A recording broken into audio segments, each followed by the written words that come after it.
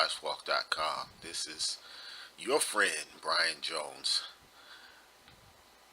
counting it a blessing once again to be back before you and with you with what God has given me, and I'm looking forward to sharing with you something special today. All right, so I got a question for you. Why are you so defensive? Why are you always so sarcastic? You know, whenever I tell you about this, you always get mean. I mean, you always get angry with me. Have you heard somebody say any of those things to you or anything similar? How they bring up something that is concerning your reaction about a certain thing or a certain topic? Well, it's time that we address that thing. For me, I struggled, and I do still struggle with being defensive at times.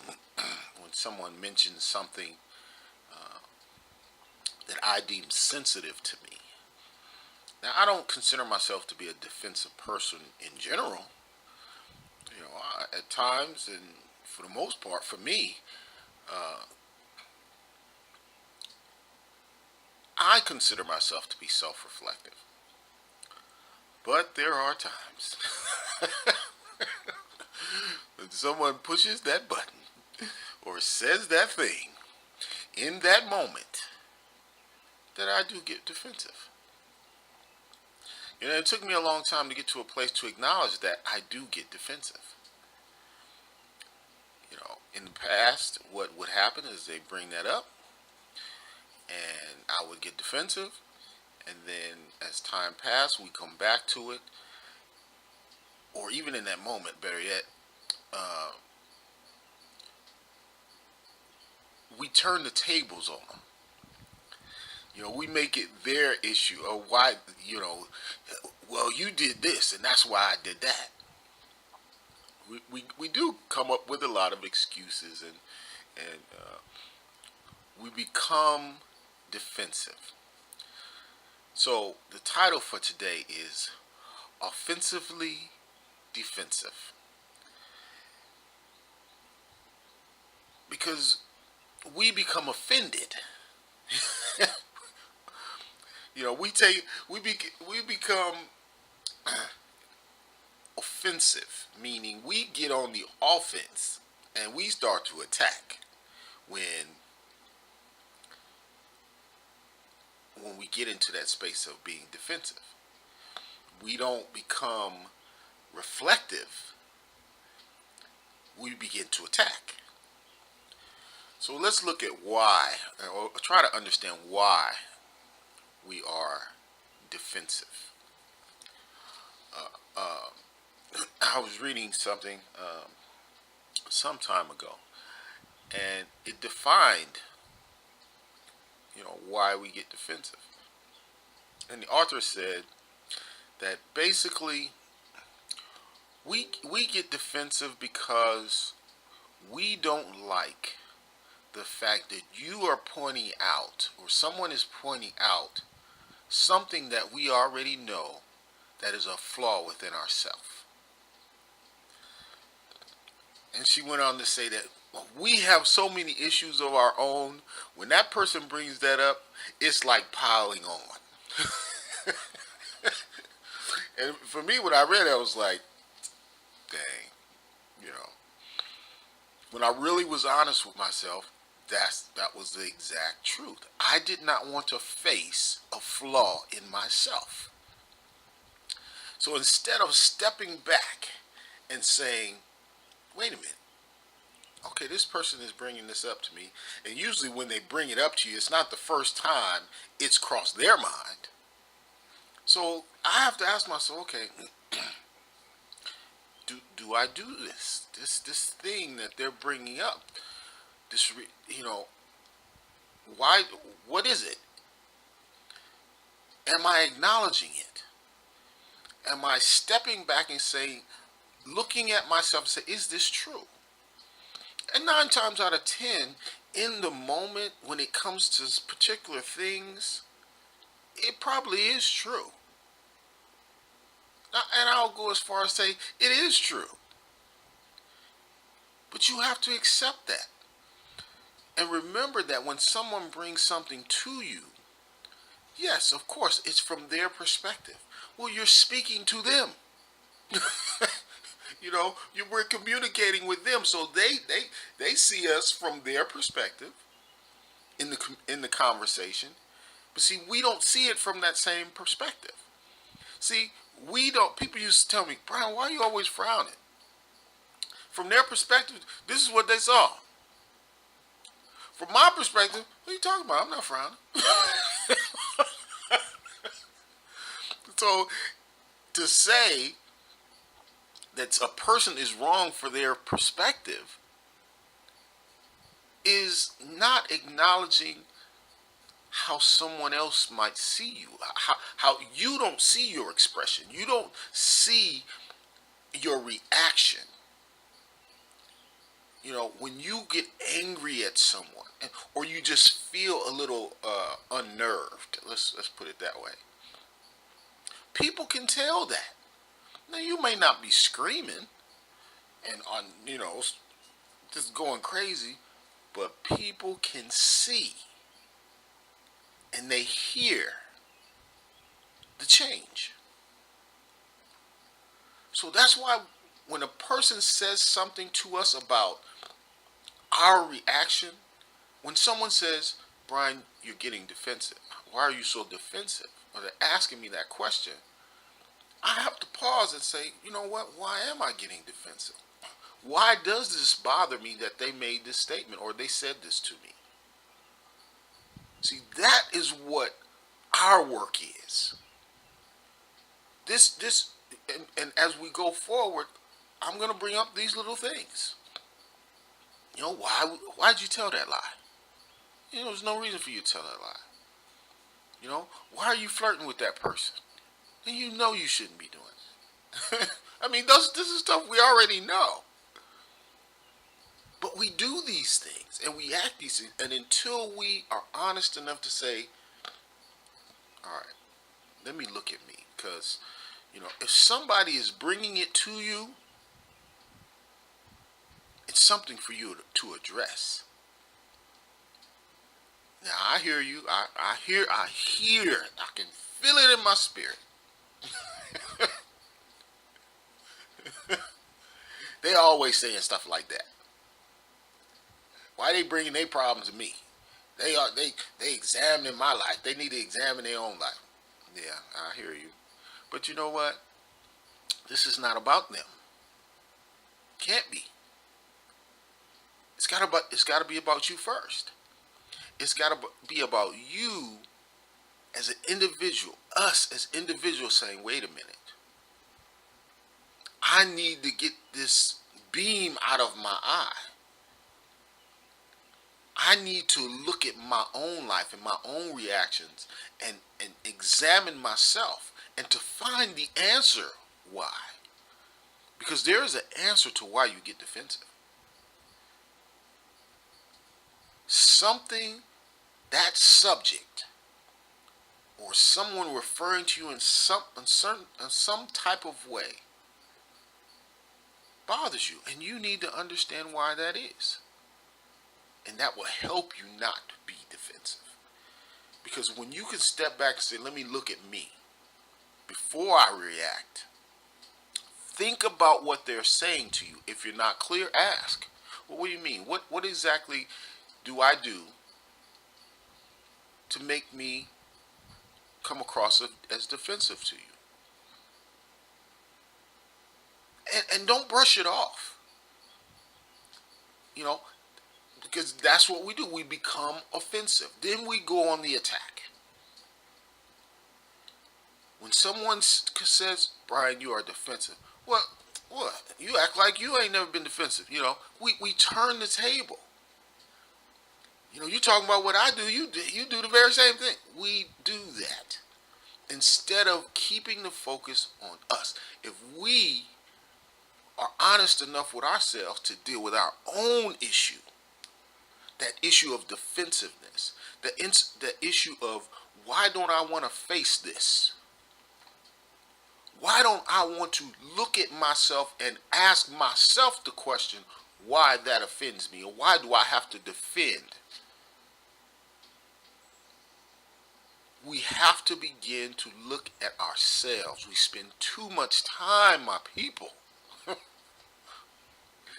turning the table, looking at other people, making comparisons. And let me say this about when someone says you're defensive, we tend to take that as that you're putting that label on us overall. Well, like I said to you from the beginning, I'm not always defensive, but I can be defensive. See, we look at it as an attack on our overall character. No, that's not what people are saying to you. If you've heard these things, whatever it might be, it's about in that moment. It's about that topic. It's about when certain things happen. And believe it or not, the people who are around you see the pattern that you've set. You may not see it,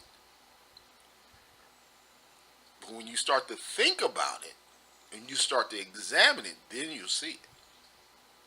You'll see what everybody else sees.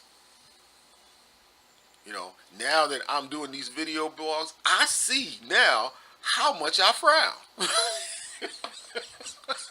I don't know why I do that, but I never really look at myself as I'm talking, as my expression. If my sons say something to me that I can only imagine the look that they get. But you gotta be willing to look at yourself. You have to be willing to step back and say, okay, I don't think this person is telling me this to hurt me, but I need to look at it. So I do need to look at it. I need to step back and say, you know what, Brian? You might be doing that. You know what, Brian? You need to look into that. You need to ask yourself why that bothers you so much. And when you do that, then you begin the process of not being so defensive, not being so sarcastic, understanding who you are. Because a lot of times we don't really know who we are because we don't even take the time to examine our own life. But we can tell somebody else about their life and what we see because the perspective is different. So you see them. The old saying is, oh, it's easy to give good advice when you're not for somebody else. Oh, it's easy because you can step back with the perspective and see it. And I was talking to a friend of mine the other day, and she was telling me about the situation she was in, and how frustrated she was with this situation, and how it made her feel. And I asked her a question. If somebody else came to you with this very story, what advice would you give them? And that's what we have to do. We have to step back, look at our own behavior, and begin to examine our own habits and reactions, and give ourselves the good advice. And that good advice is found in the Word of God. Because He gives us the Word to correct ourselves, to examine ourselves. He says it over and over in the Bible to examine yourself. Look within you. Because you truly can't help anyone else if you don't. And let me put it this way. I won't say you can't help anyone else. You can't be effective as you can be in helping someone else if you don't examine who you are.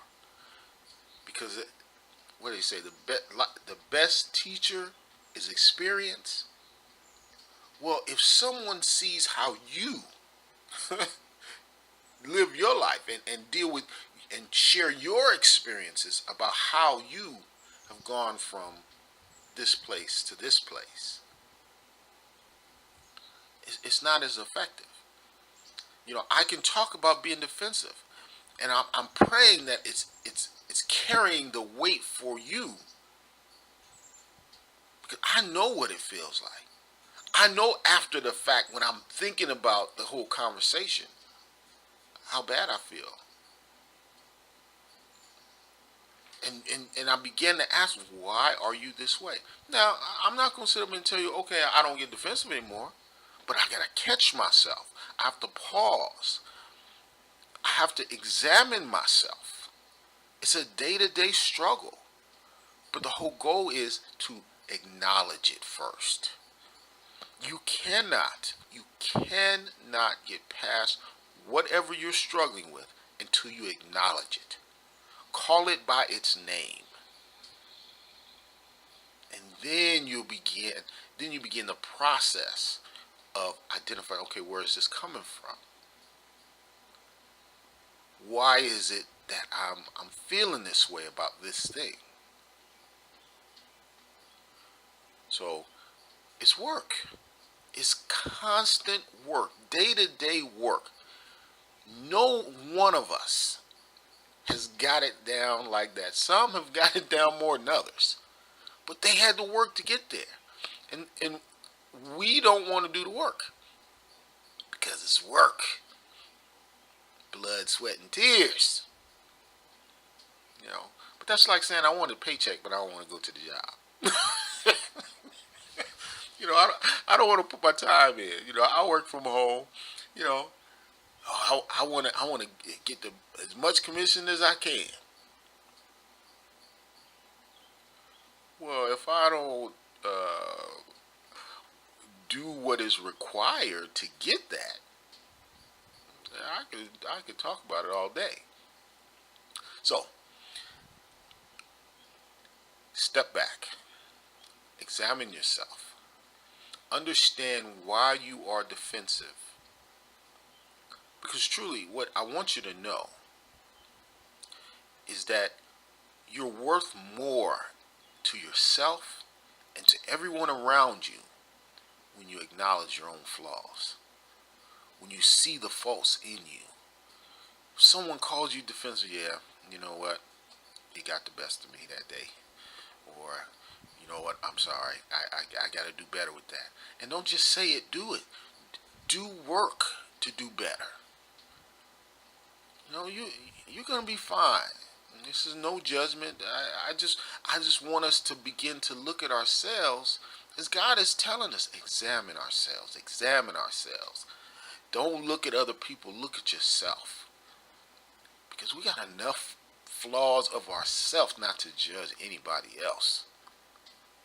So, anyway, I thank you and I appreciate you, and I hope that God has sparked something in your thinking to carry this beyond into your life, and that He continues to strengthen you as His child.